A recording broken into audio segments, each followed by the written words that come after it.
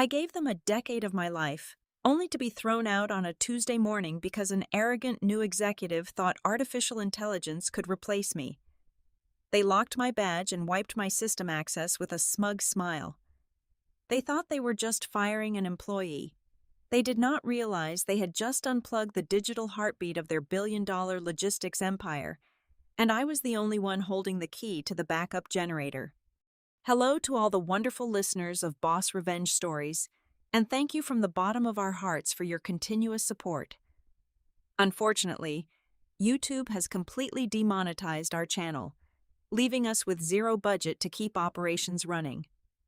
If you find today's story captivating, please support us by joining the Boss Revenge Stories Patreon channel to listen to exclusive, true stories that are even better, featuring multiple emotional voices in a single story, which we simply cannot publish publicly on YouTube. You can join by scanning the QR code of the Patreon page on the screen, or by clicking the Patreon channel link in the description or the comments section of this video. Now, let us begin today's story, where you will meet a brilliant woman named Everly Graham. The air inside the Denver, Colorado headquarters of Auranova Logistics was perfectly climate-controlled, yet it always felt absolutely freezing on a Tuesday morning. I sat at my desk, staring at a calendar notification that had just silently materialized on my monitor. It was a Zoom invitation for 8:15 in the morning. The subject line was entirely blank. There was no agenda attached, no preliminary notes, and no other colleagues copied on the invite. In the suffocating, hyper-corporate environment of American conglomerates, an empty early morning meeting request with human resources is never a simple catch-up.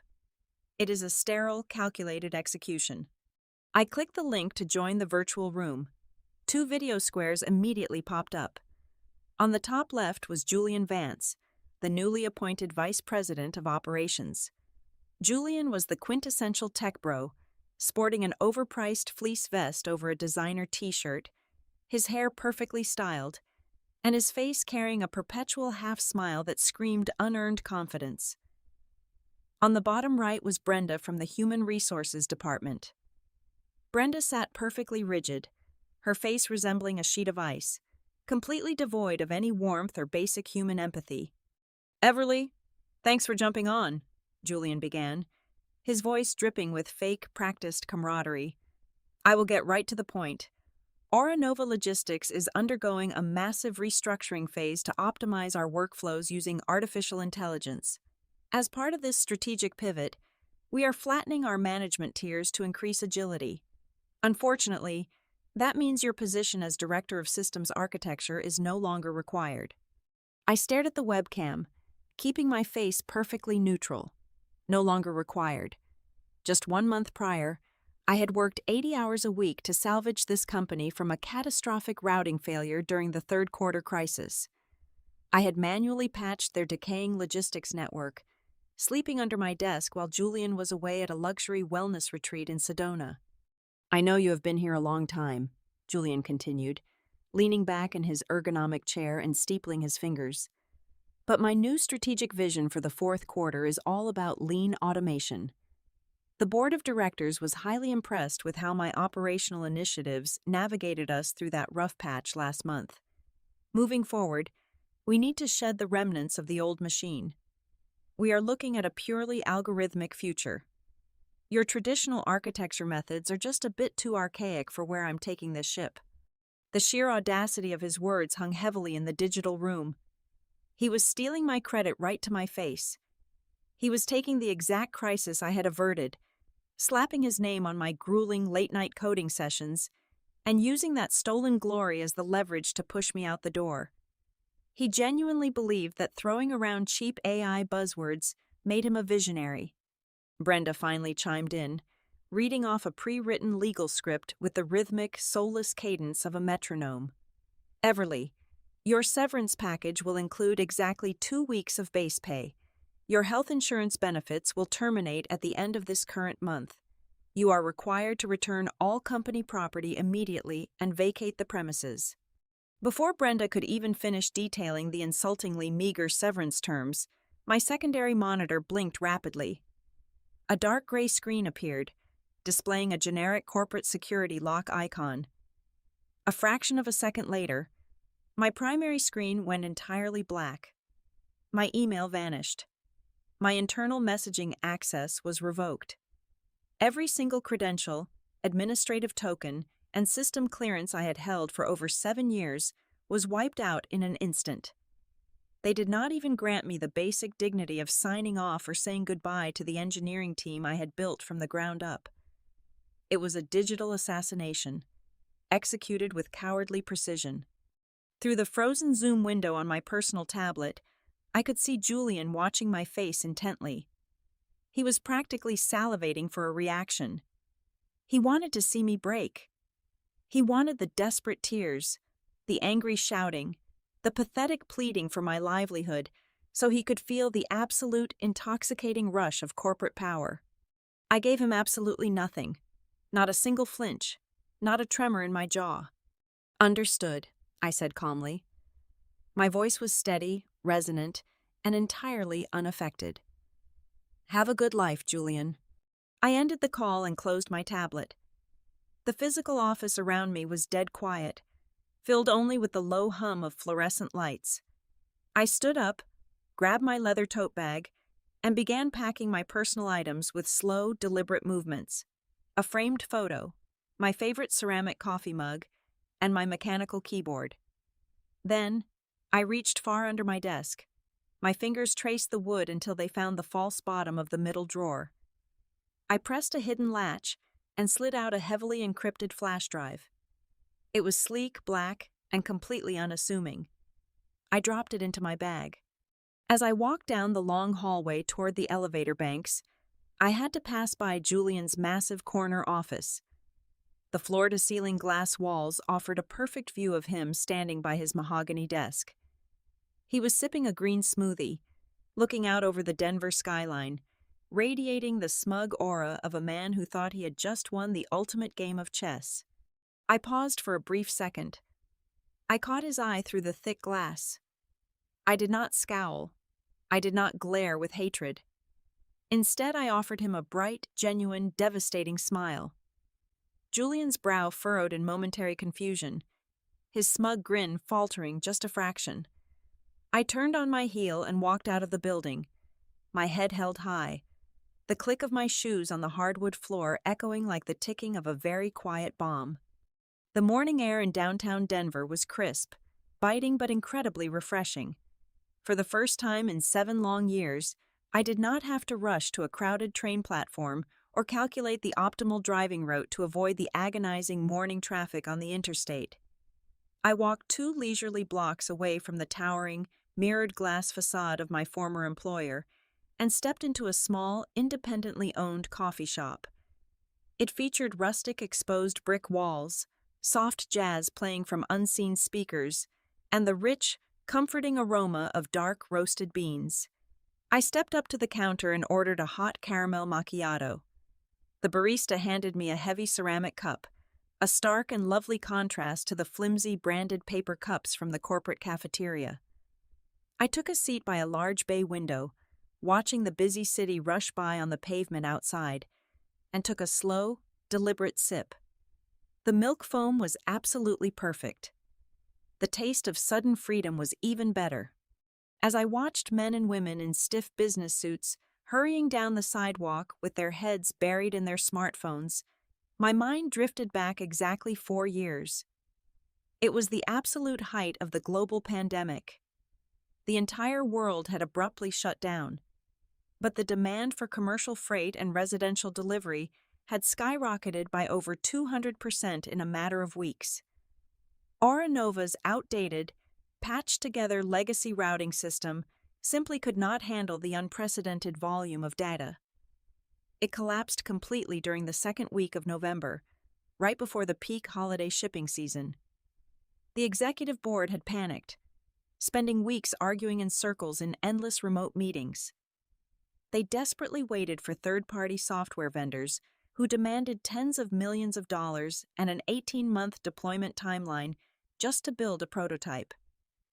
We did not have 18 months.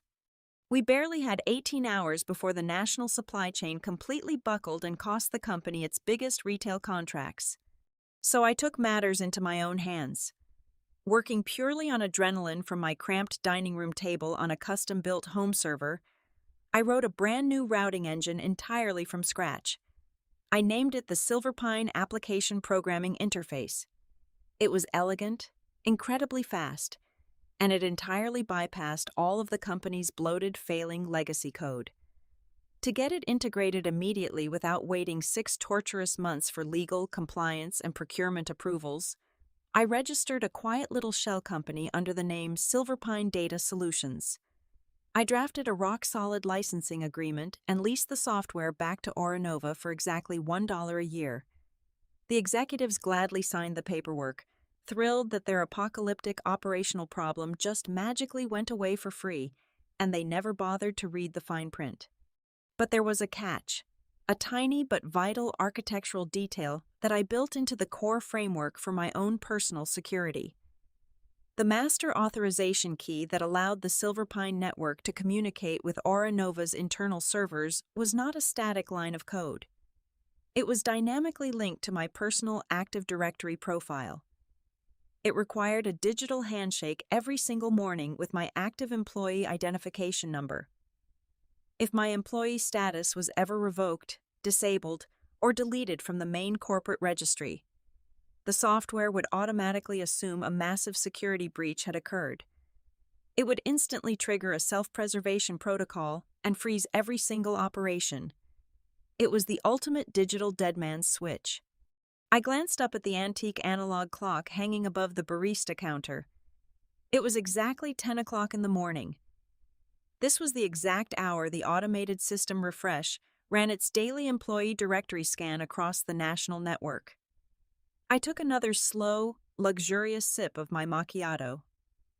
Miles away, inside the sterile, freezing server rooms of the corporate headquarters, the master system reached out for my employee credentials. It found absolutely nothing, just a digital void where my authorized profile used to be, thanks to Julian and his hasty termination protocol.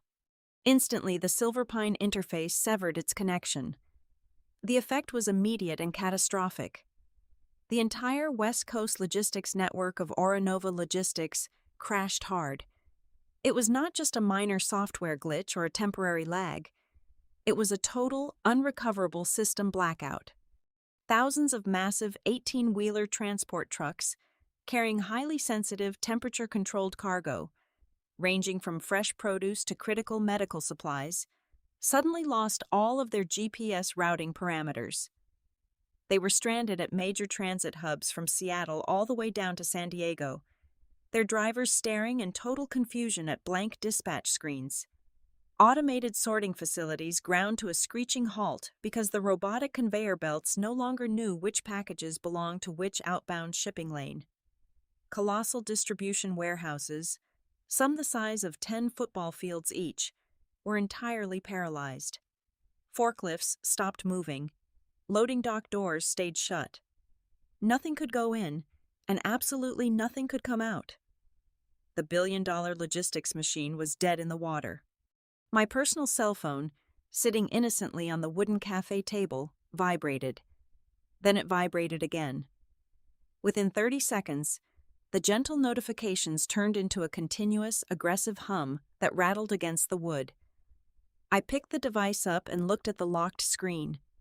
There were 25 new messages from the senior engineering chat group. Is the main server down? Everything is timing out on my end. The entire Western grid just went dark. What is happening? Did Julian authorize an unannounced system update? The dispatch boards are completely wiped clean. Everly, please tell me you are seeing this. The warehouses are locked up and we are drowning here. I smiled gently, held the power button down until the screen went completely black, and took a bite of a warm almond croissant.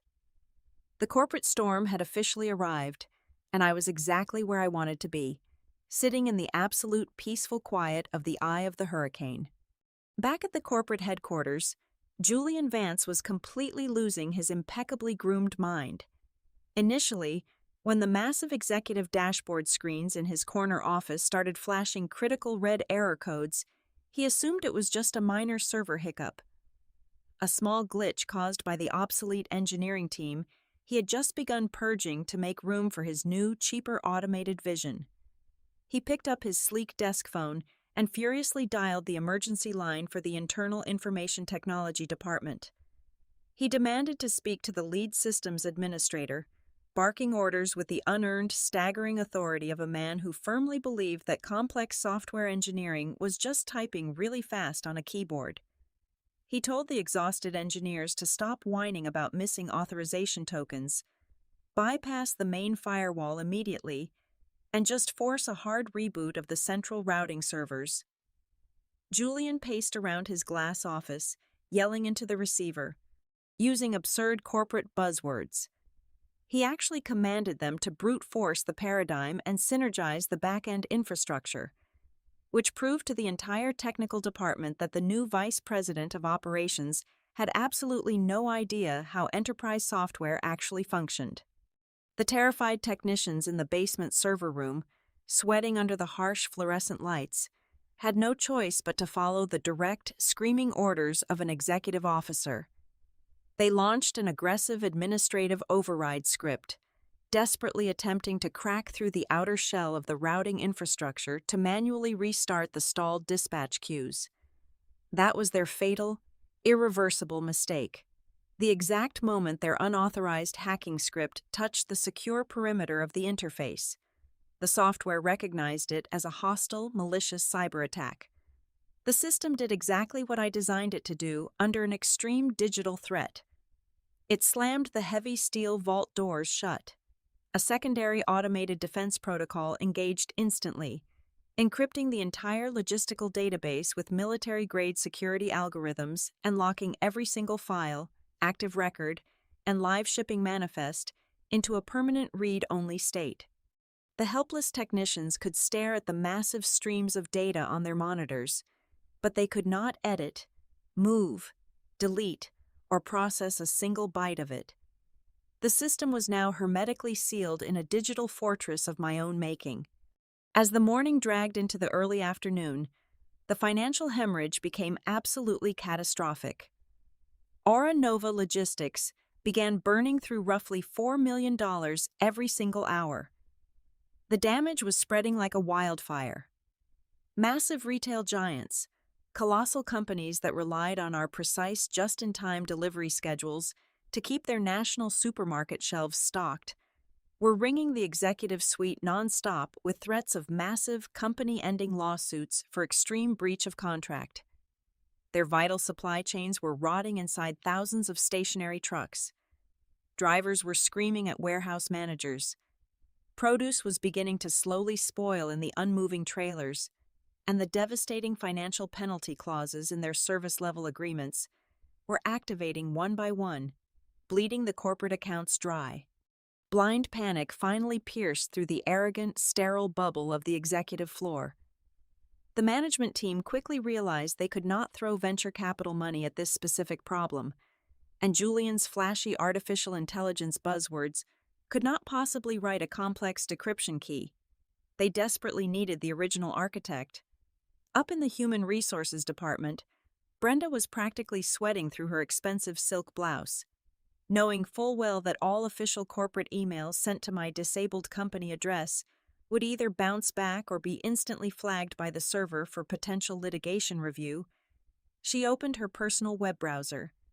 She logged into her private Gmail account, her hands shaking slightly over the keyboard, and typed out a message directly to my personal email address. Her tone underwent a miraculous, sickeningly sweet transformation. "Hey, bestie," the email began, a stark and hilarious contrast to the robotic, heartless executioner from the video call just a few hours prior. "It seems we are experiencing a tiny little technical hiccup with the legacy servers today. Could you be a total lifesaver? Hop on a quick phone call and help us troubleshoot? We would really appreciate your brilliant insight." I read that pathetic, transparently desperate email while sitting on a massive, sunlit boulder halfway up a breathtaking, steep trail in the Rocky Mountains. The crisp alpine wind whipped through my hair, carrying the fresh scent of pine needles and absolute freedom. I did not reply. I did not even type a single letter in response. Instead, I opened my camera application, snapped a gorgeous, brightly smiling photograph of myself with the majestic, snow-capped mountain peaks towering in the background, and posted it to my public social media feed with a simple caption about enjoying the beautiful, uninterrupted serenity of nature. Then, I casually put my phone on silent, dropped it into my backpack, and continued my hike, perfectly content to let Brenda stew in her own manufactured corporate terror. By 2 o'clock in the afternoon, the situation inside the Denver headquarters had officially escalated from a catastrophic technical disaster into a full-blown legal apocalypse. Marcus Thorne, the sharp, notoriously ruthless head of corporate counsel, was emergency summoned to the boardroom. Marcus did not care about software, algorithms, or servers. He only cared about liability and mitigating massive financial risk. While Julian paced the boardroom, sweating profusely and nervously, tugging at the collar of his designer shirt, Marcus demanded to see the foundational architecture documents for the stalled routing network. He sent his terrified legal aides tearing through the physical archives and scouring the digital contract repositories. It took them less than an hour to unearth the dusty 4-year-old vendor agreement. Marcus laid the single sheet of paper on the massive mahogany conference table and stared at the ink until all the color completely drained from his face. He slowly took off his reading glasses. He read the $1 a year licensing fee. He read the name of the external shell company. And then, he read the ironclad, non-negotiable termination clause. Marcus looked up at Julian, his voice trembling with a terrifying mixture of pure, unadulterated rage and absolute dread. He brutally informed the vice president that Auronova Logistics did not own a single line of the software code that ran their entire Western Hemisphere operations. He practically screamed that by recklessly terminating my employment and locking my credentials out of the system, they had not just fired a senior employee. They had actively, aggressively breached a critical vendor contract. They had illegally locked a third-party software vendor out of her own registered intellectual property, and they were currently committing massive, undeniable corporate cyber trespassing. The legal fines from the federal government alone would bankrupt them before the angry retail partners even finished drafting their civil lawsuits. The mighty corporate empire had effectively locked itself inside a burning building, and they had just proudly, arrogantly, handed the only key to the person they threw out on the street. I returned to my quiet suburban home late that evening to find a thick, overnight courier envelope forcefully taped to my front door. It was a formal legal threat, aggressively drafted by the corporate counsel and practically radiating desperation. It was a cease and desist order, accusing me of malicious corporate sabotage, unauthorized digital tampering, and intentionally holding proprietary company assets hostage. The document arrogantly demanded the immediate release of the master routing source code and threatened federal cybercrime charges if I did not comply by the next business morning. It was an incredibly reckless bluff. Julian was acting like a cornered predator, roaring as loudly as possible to hide the terrifying fact that his leg was caught tightly in a steel trap. I did not ignore this move. I immediately had my personal legal representation contact Marcus directly to arrange a face-to-face negotiation. We selected a completely neutral battleground for the confrontation. It was a sleek, ultra-modern co-working space in the downtown arts district, miles away from the towering, oppressive glass walls of the Auronova headquarters.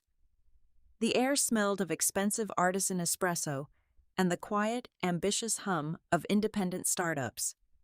I arrived 20 minutes early with my attorney, Arthur Sterling. Arthur was a formidable, silver-haired legal shark, a man notorious in the high-stakes corporate litigation world for tearing apart Fortune 500 companies and leaving nothing but bleached bones in the courtroom. We sat comfortably in a glass-walled conference room, waiting. Julian and Marcus walked through the glass doors exactly on time, but they looked entirely broken. Julian looked as though he had aged 10 years in the span of a single afternoon. His expensive designer clothes were wrinkled, his hair was disheveled, and his usual smug aura had completely evaporated. It was replaced by a highly volatile, toxic mixture of severe exhaustion and blind rage.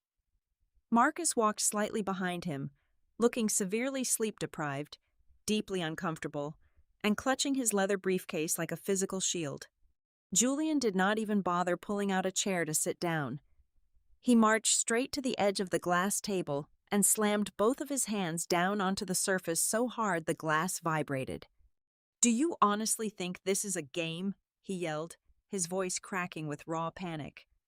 "Do you really think you can just shut down a multi-billion-dollar logistics network because your feelings got hurt about being let go? You are going to federal prison, Everly. I have the federal authorities on speed dial. You are going to hand over those master encryption keys right this exact second, or I swear to everything holy that I will completely destroy your entire life and make sure you never work in the technology sector ever again." I did not flinch. I did not blink. I simply turned my head slowly and looked at my lawyer. Arthur calmly unclasped his slim leather briefcase. He did not raise his voice. He did not match Julian's frantic energy. He simply reached inside, pulled out a single, neatly printed piece of paper, and slid it smoothly across the glass table directly toward the head of corporate counsel. "Mr. Vance," Arthur said, his voice incredibly smooth, rich, and lethally quiet.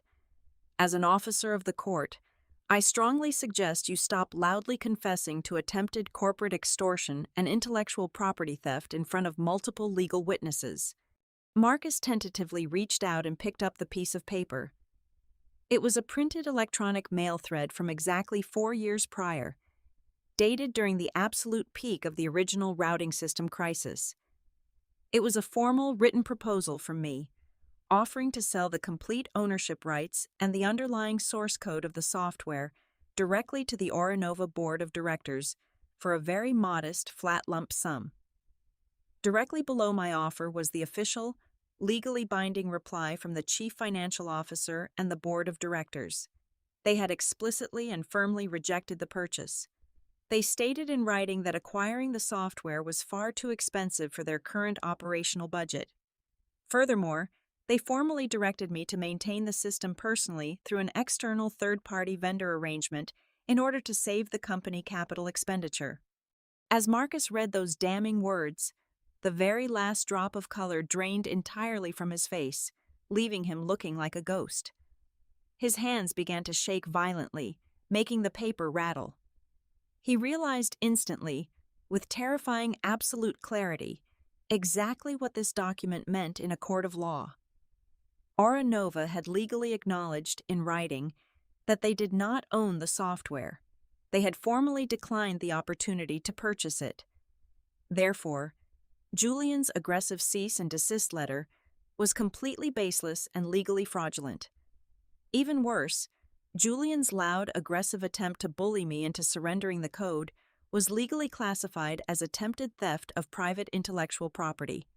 Marcus reached out, grabbed the sleeve of Julian's expensive jacket, and forcefully pulled the vice president down into the chair next to him.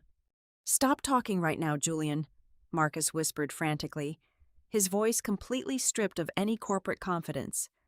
"We have absolutely no legal standing here. None at all. We do not own the code.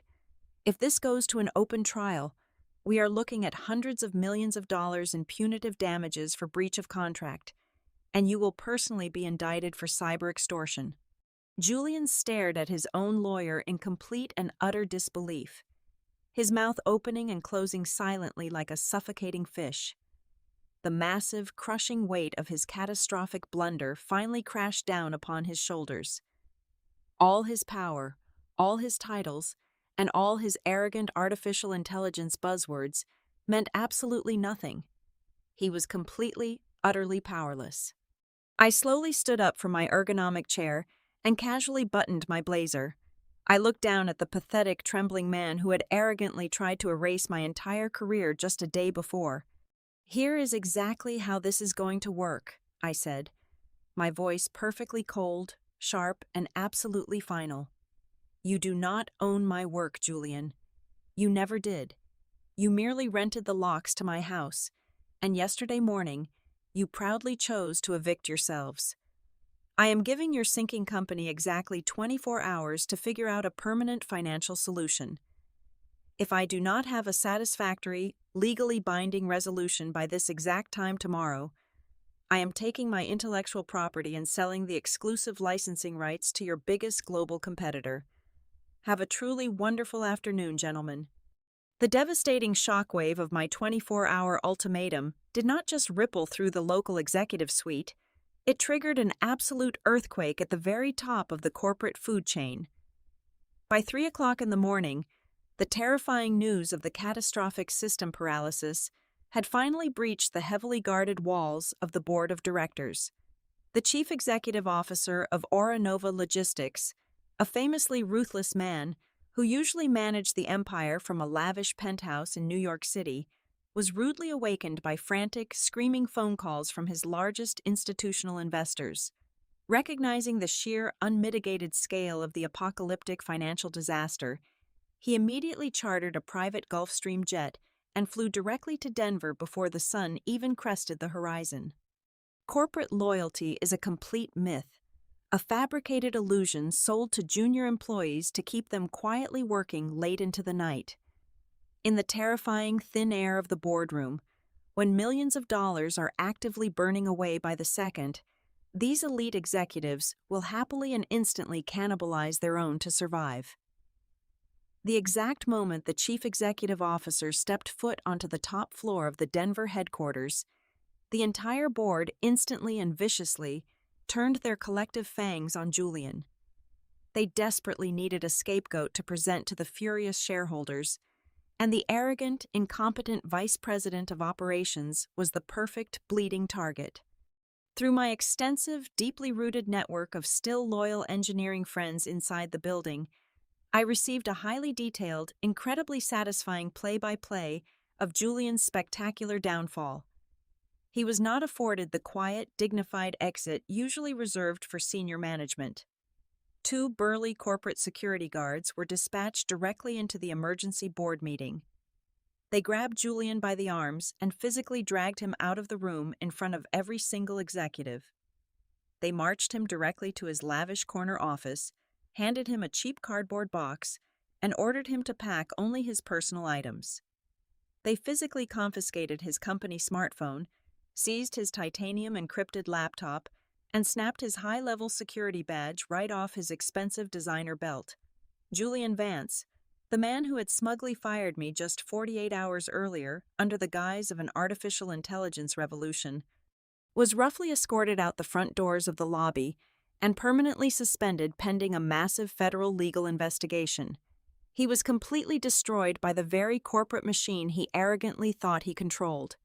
Less than an hour after Julian was thrown out onto the street, my personal cell phone rang. The caller identification displayed a private New York number. I let it ring 4 times before finally answering, savoring the moment. "This is Everly," I said, my tone perfectly flat, calm, and entirely unbothered. "Everly, please do not hang up," the chief executive officer pleaded. His voice was completely stripped of his usual intimidating billionaire bravado. He sounded breathless, frantic, and remarkably small. "I want to personally apologize for the incredibly catastrophic lack of judgment displayed by our former vice president. Julian acted entirely on his own, without any formal board approval. We desperately need you back. Name your salary. We will double your previous compensation, offer you massive stock options, give you additional vacation days, whatever it absolutely takes to turn the routing network back on today. I am never stepping foot inside your building as an employee ever again," I replied smoothly, deeply enjoying the heavy, panicked silence on the other end of the line. "But I will gladly return as an independent seller. However, the price of my property has increased substantially since yesterday afternoon." "What do you mean?" he stammered, the raw fear radiating clearly through the cellular connection. "My threat about selling the software was not a bluff," I informed him, leaning back comfortably in my chair. Late last night, the chief technology officer of Apex Global Freight, your absolute largest national competitor, read the industry rumors about your entire Western grid collapsing. They did their homework, found my shell company, and sent me a preliminary term sheet. They are offering an enormous 8-figure sum to purchase the exclusive rights to the Silver Pine network. They want to immediately integrate my engine into their fleet and leave you entirely in the dust. I could actually hear the chief executive officer sharply inhale. He was completely trapped. He was no longer trying to legally bully a former employee. He was suddenly forced into a high-stakes, desperate bidding war against his greatest rival, fighting frantically to buy back the very lifeblood of his own logistics company.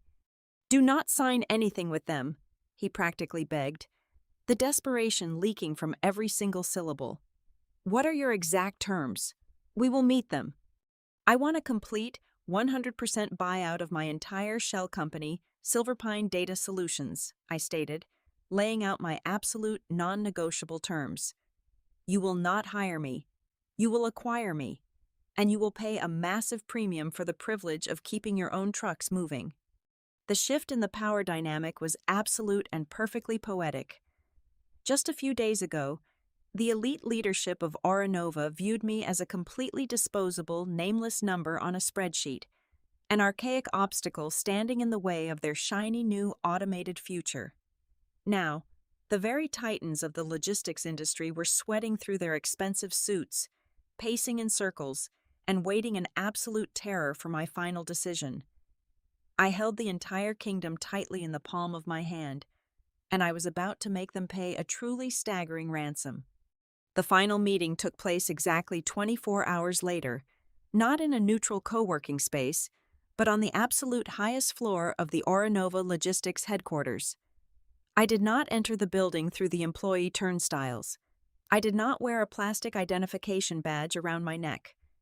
Instead, I walked straight through the massive glass lobby doors alongside my attorney, Arthur Sterling, and was immediately escorted by the head of security into the private executive elevator.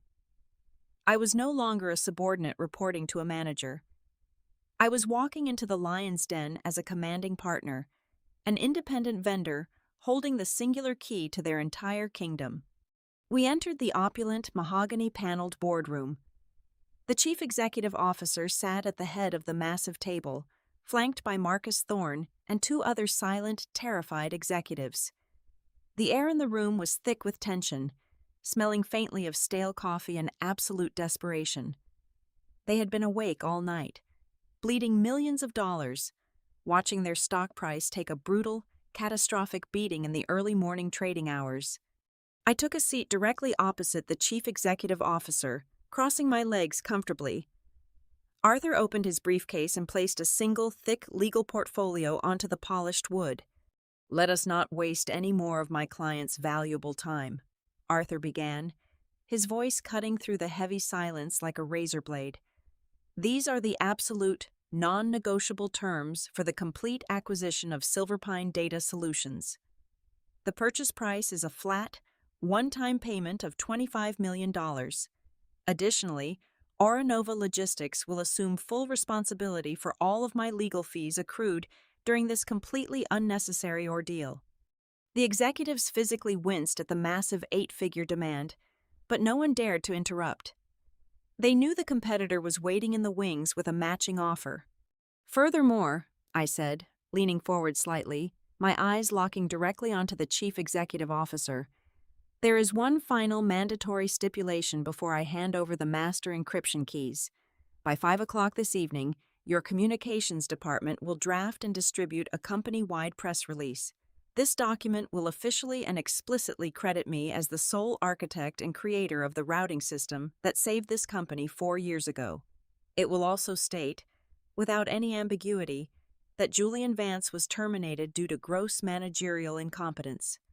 Marcus Thorne opened his mouth to protest the aggressive legal phrasing, but the chief executive officer immediately held up a shaking hand to silence him.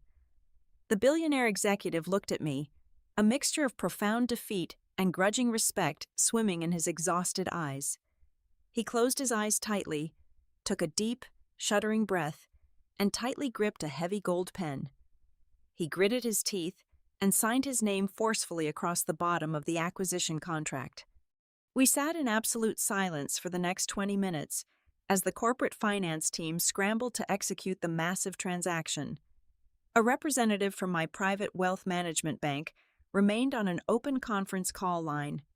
Finally, the representative confirmed that the massive wire transfer had successfully cleared and the funds were securely sitting in my personal accounts. I reached into my designer leather bag and pulled out the small, unassuming black encrypted flash drive. I placed it onto the polished mahogany table and smoothly slid it across the surface. It stopped right in front of the chief executive officer. "The master decryption protocols and the administrative transfer codes are on that drive," I said, my voice perfectly steady and completely devoid of any lingering emotion. "It has been an absolute pleasure doing business with you." I stood up, smoothly brushed an invisible speck of dust off my tailored blazer, and turned my back on the most powerful men in the logistics industry. I walked out of the boardroom, my heels clicking sharply against the marble floor, and I did not look back even once. 30 minutes later, I was sitting comfortably in the plush leather back seat of my newly purchased luxury town car, parked discreetly across the street from the corporate headquarters. I poured myself a chilled glass of vintage champagne, taking a slow, celebratory sip as the sun began to set over the Denver skyline.